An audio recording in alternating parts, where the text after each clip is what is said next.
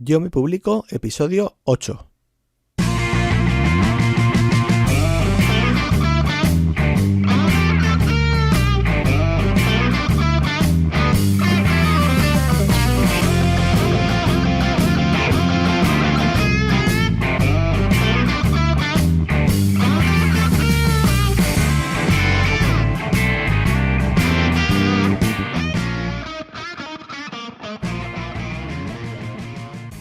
Bienvenida y bienvenido a Yo me publico, el podcast de autopublicación profesional.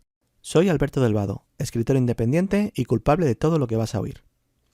Si quieres saber más cosas de mí o de mi trabajo, visita yomepublico.com. Allí encontrarás varias entradas y algunos libros relacionados con la autopublicación. Y si te suscribes a mi lista, te mantendré informado de todas las novedades.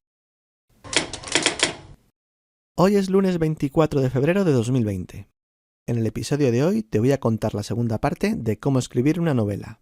Pero antes de ello voy a responder a una pregunta que me ha enviado un oyente por correo electrónico. La envía Ricardo desde Barcelona y dice así: Hola Alberto, me gusta mucho tu podcast y lo escucho todos los lunes. Tengo 2 novelas románticas publicadas en Amazon con un seudónimo y acabo de terminar la tercera. La duda que tengo es que no sé cómo convertir el archivo EPUB a Mobi. En las 2 novelas anteriores lo había hecho con Calibre, pero me llegaron algunas quejas porque en algunos dispositivos se desconfiguraba la maquetación, sobre todo una tabla que puse con la agenda de la protagonista. ¿Conoces otro programa que me pueda solucionar este problema? Si fuera posible, me gustaría que me contestaras en el podcast, así te escucho de camino a casa. Muchas gracias. Bueno, Ricardo, pues no necesitas ni Calibre ni ningún programa. Lo que necesitas es que el EPUB no tenga errores de estructura ni de sintaxis. Para ello te recomiendo que lo hagas con Sigil, que es un programa gratuito y multiplataforma para la creación de archivos EPUB de diseño fluido. En yomepublico.com tienes una entrada en la que te explico cómo hacerlo paso a paso. Después solo tienes que subir el archivo EPUB directamente a Amazon. Deja que sea Amazon quien convierta el archivo EPUB en Mobi. Ellos son los creadores del formato y ningún programa va a realizar la conversión mejor que ellos. Espero, Ricardo, que mi respuesta te sea de utilidad. Por cierto, si tú también quieres que te responda alguna pregunta en el podcast, indícamelo en el mensaje.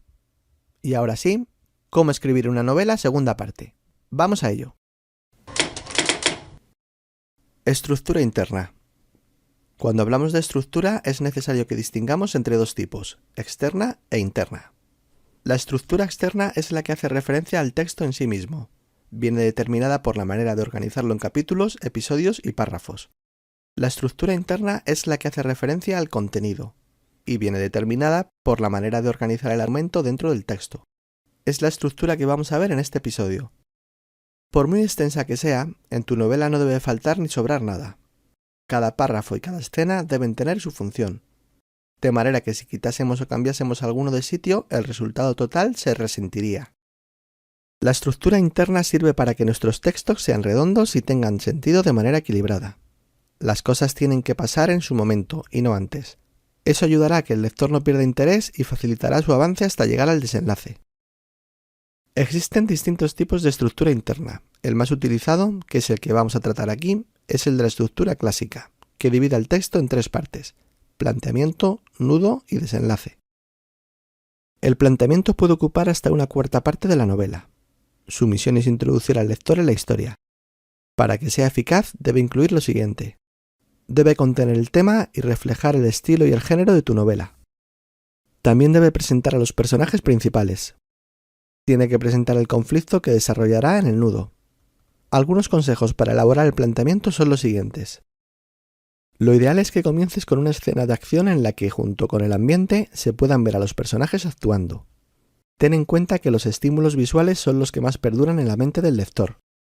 Trata de evitar largas descripciones y digresiones al comienzo de la novela, que lo único que hacen es retrasar la aparición del nudo. Es preferible intercalar escenas de acción con digresiones cortas. Las descripciones de ambiente introdúcelas espaciadas con pequeñas frases que aludan al paisaje y al ambiente. El catalizador es el suceso que produce el detonante. Provoca que el protagonista se ponga en marcha en busca de su objetivo. En resumen, es lo que hace que la historia arranque. Hay 2 tipos de conflicto, el interno y el externo.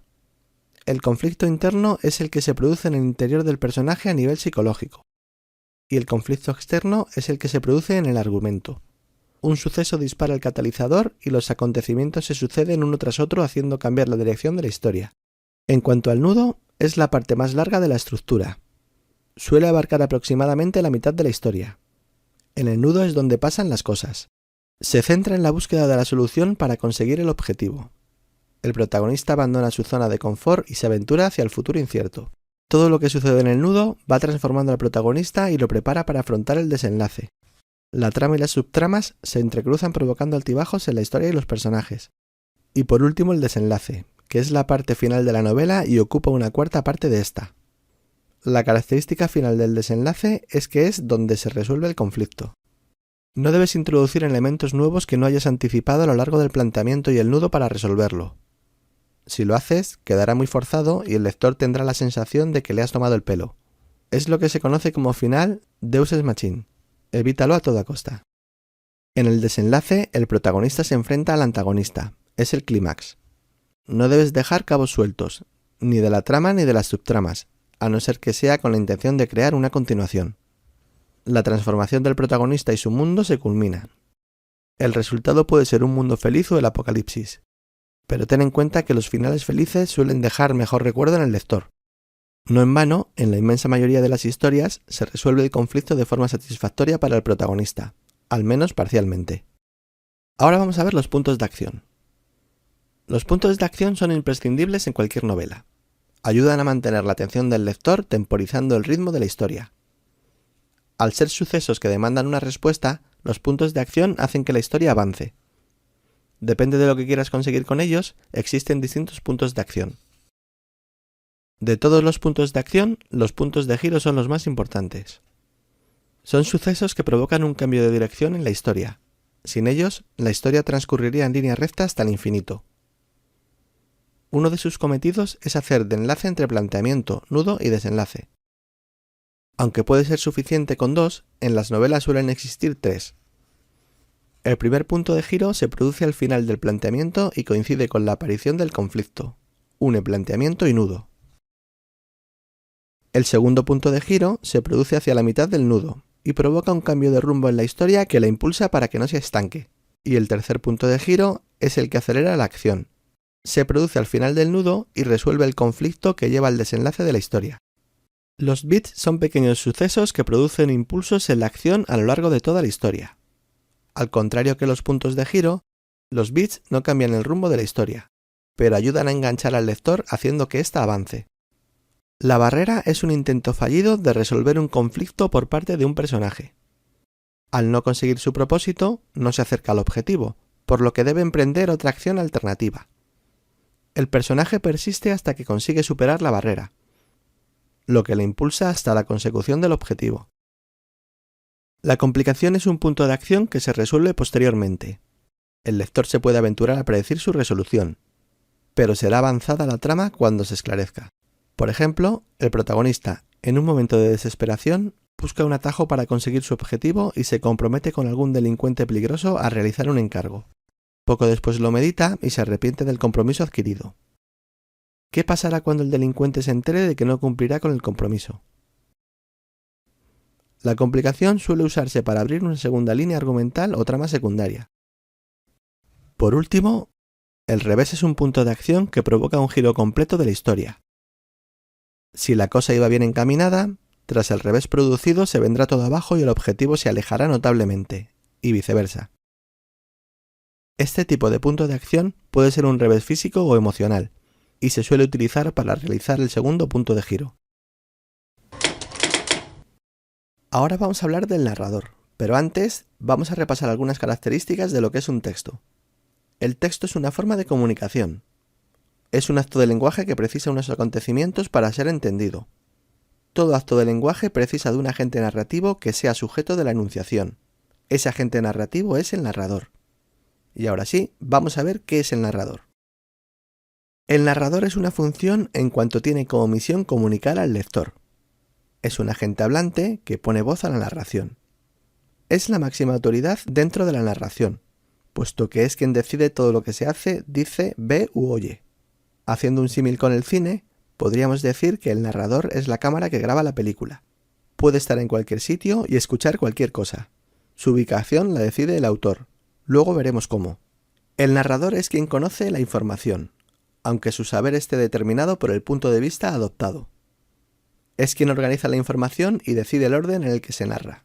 Puede empezar a contar la historia por el principio, por el nudo, que es lo que se conoce como in medias res, o por el final, que es lo que se conoce como in extrema res.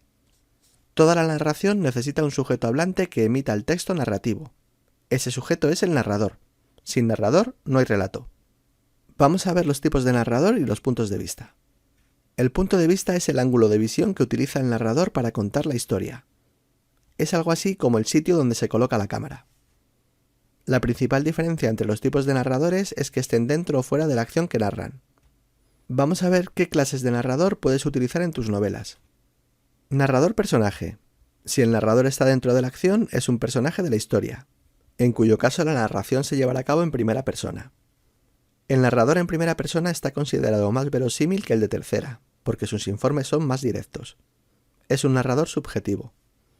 Según su importancia dentro de la historia, el narrador en primera persona puede ser narrador protagonista. La acción es la historia del personaje. Los demás personajes existen a través del narrador. El mundo del protagonista es fundamental para entender al resto de los personajes.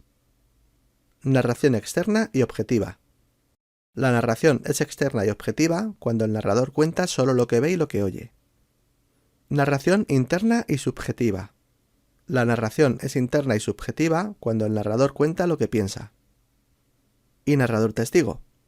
Es cuando el narrador se queda en los márgenes del relato. El narrador testigo es un narrador que resulta bastante verosímil, puesto que lo que cuenta es algo que ha vivido en primera persona. Es una buena elección si tu novela es de intriga, ya que al enterarse el lector a la vez que el protagonista genera tensión. Suele tratarse de un personaje secundario que nos narra las aventuras del protagonista. Este tipo de narrador puede tener más o menos implicación e intervenir poco o nada en la acción. Tercera persona. El narrador en tercera persona es el que no está presente en la acción. No es un personaje. Resulta imparcial y objetiva la historia. En este caso puede ser un narrador omnisciente o cuasi omnisciente. El narrador omnisciente es el que lo sabe todo. Principio, fin, presente, pasado, futuro. Puede contar hechos que ningún otro protagonista conoce. Es un tipo de narrador que se ha quedado algo desfasado, por resultar forzado y poco humano. Aunque hay una vertiente de narrador omnisciente que sí se utiliza bastante, y es cuando ejerce su omnisciencia solo desde el punto de vista del protagonista. Ve, oye y sabe lo que piensa él, pero no se introduce en la mente del resto de los personajes. Además, solo conoce la parte de la historia que le permite su ubicación. Es una buena manera de descargar el peso emocional que soporta un narrador protagonista. Es un narrador muy útil porque por un lado te permite ofrecer al lector datos que quieres que conozca y por otro te permite alejarte del protagonista para ver las cosas más objetivamente, ocultando al lector datos que no interesa desvelarle. El narrador cuasi omnisciente es el más parecido a una cámara de cine. Sigue a los personajes y relata todo lo que ve, pero no sabe lo que piensan. Es el lector quien interpreta las emociones de los personajes. Su visión es como la del narrador testigo. La diferencia es que el narrador cuasi omnisciente no tiene que estar presente en la acción. Cambio del punto de vista. No es extraño ver algunas novelas en las que el punto de vista se desplaza. Cuando necesites describir pensamientos, debes usar un narrador protagonista u omnisciente. Si necesitas que el narrador esté en la escena, necesitas un narrador testigo o protagonista. Esta técnica la tienes que emplear con cuidado y de forma justificada.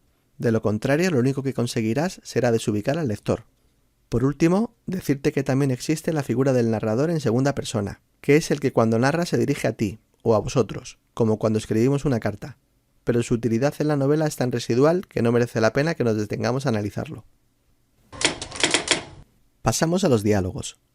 Los diálogos son esenciales en la identificación directa de los personajes.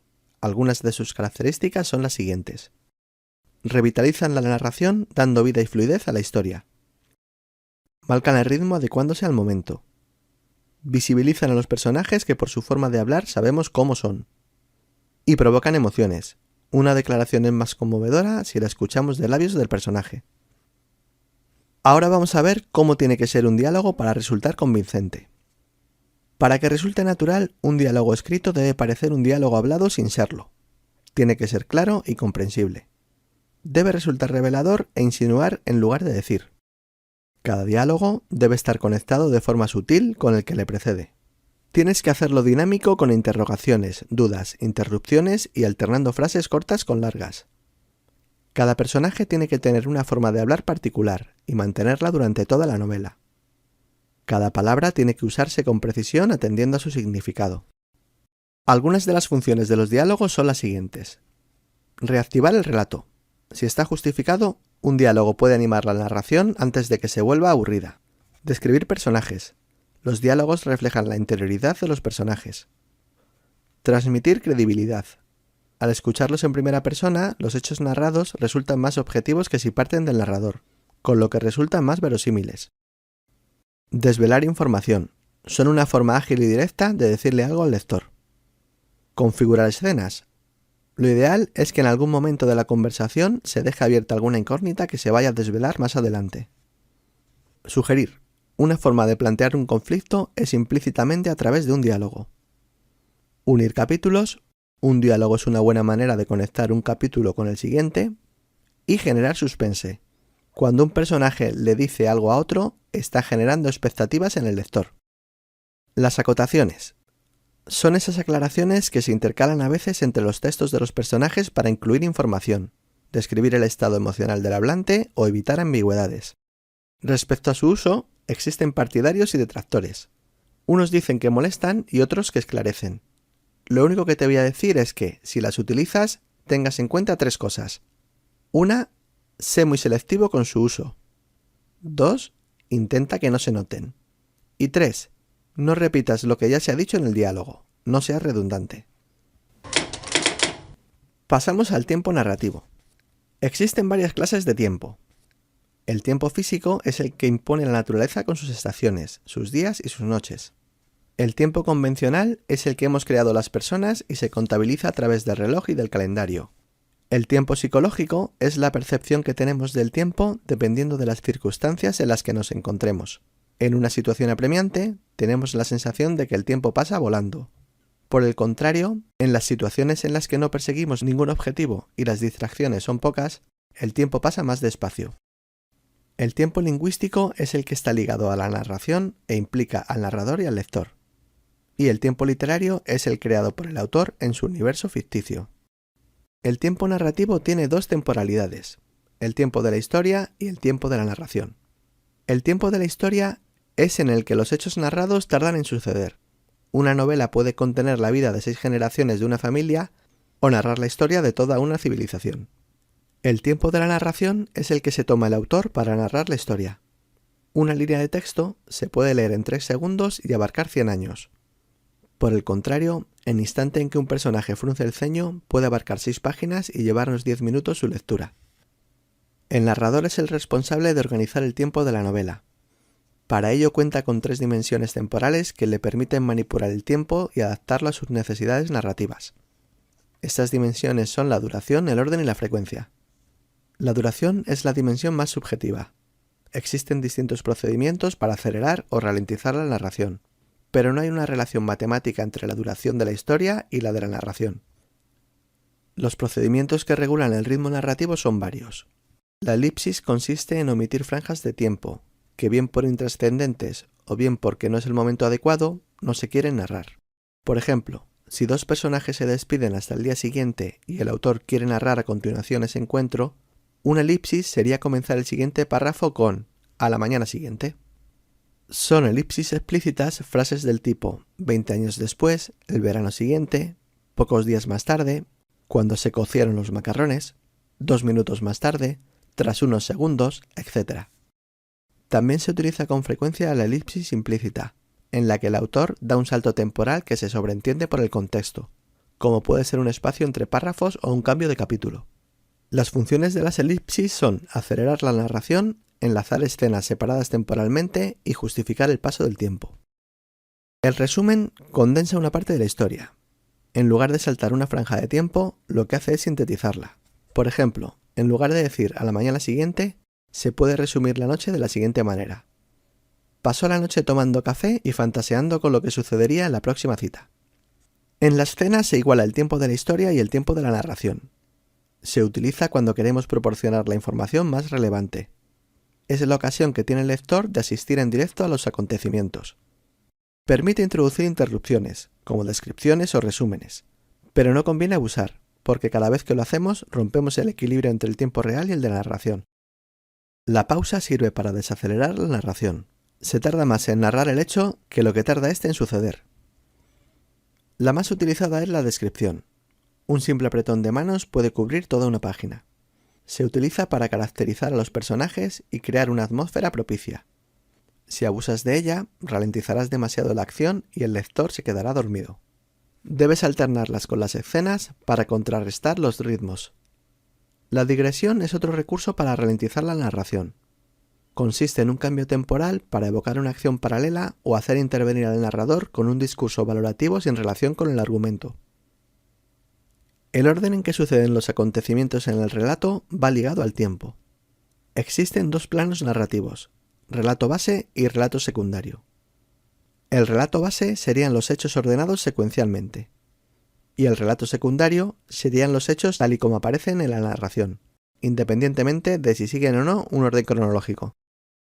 Cuando el autor modifica el orden temporal y no sigue un orden cronológico, está haciendo uso de un recurso llamado anacronía.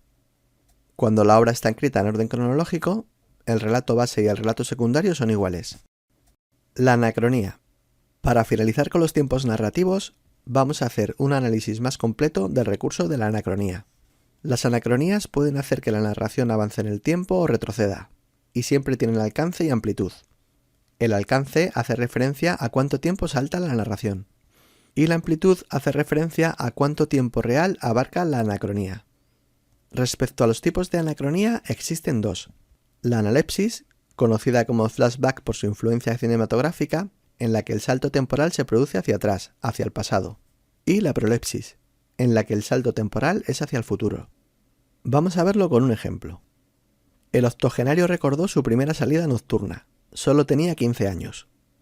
Esto es una analepsis, ya que retrocede en el tiempo, y el alcance es de 65 años, los que pasan desde el tiempo en el que se encuentra la narración antes del salto, cuando el personaje tiene 80 años, hasta los 15 que tenía cuando sucedió lo que va a contar. Y la amplitud es de una noche, que es el tiempo real que transcurre durante el suceso que se relata en la anacronía. Y ya para terminar este episodio, vamos a ver qué es el espacio. Toda narración tiene lugar en un espacio. El espacio es el continente dentro del cual sucede la acción y conviven los personajes. Se trata de un espacio ficticio que tiene como misión, a través de las palabras, crear en el lector la ilusión de realidad para que la narración sea verosímil. Dentro del espacio de la narración se distingue entre el continente y el contenido. El continente es el marco, que viene a ser, como ya hemos dicho, el espacio en sí mismo, es decir, el lugar en el que sucede la acción y por donde transitan los personajes. Y el contenido son los objetos que están dentro del marco. Los objetos, con su propia ocupación del espacio, contribuyen directamente a generar la percepción del mismo. Ya sabes que una habitación atestada parece más pequeña que una habitación vacía. Los sentidos más descriptivos para percibir el espacio son la vista. Formas, colores y volúmenes son atributos que se pueden percibir visualmente. El oído. Los sonidos contribuyen a generar una percepción respecto a la amplitud de espacio. Un sonido lejano aumenta la percepción de espacio y un murmullo la disminuye. Y el tacto. El tacto ayuda a percibir vívidamente la sustancia y el material de las cosas. Y hasta aquí hemos llegado. Ya sabes cómo dar los primeros pasos para escribir una novela. Ahora te toca poner en práctica todo lo que has escuchado en estos 2 episodios y comenzar tu manuscrito. Si te decides a ello, te deseo mucha suerte y mucho éxito. Espero que te haya gustado el episodio. Si es así, te agradecería que dejaras un comentario en iVoox o una valoración de 5 estrellas en Apple Podcast, para darle visibilidad al programa y seguir creciendo. Y si quieres hacerme alguna sugerencia o tienes alguna consulta, ya sabes que puedes ponerte en contacto conmigo en alberto@yomepublico.com. Espero volver a tenerte el próximo lunes por aquí. Un saludo y feliz semana.